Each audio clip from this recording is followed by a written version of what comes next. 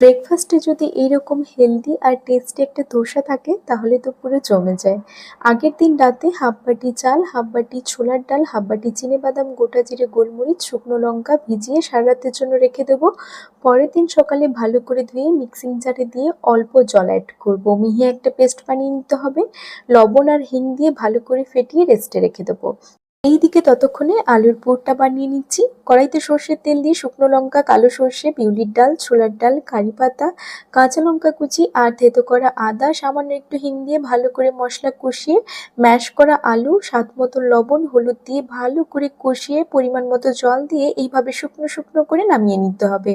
প্যানে সামান্য একটু সাদা তেল আর জল ছিটে জলটা মুছে নিতে হবে। তারপর ডোসার ব্যাটারটা পাতলা করে ছড়িয়ে ওপর থেকে সামান্য একটু তেল ব্রাশ করে আলুর পুর আর একটু পেঁয়াজ কুচি ছড়িয়ে ফোল্ড করে নামিয়ে নিন। একদম ক্রিসপি ডোসা। ধন্যবাদ।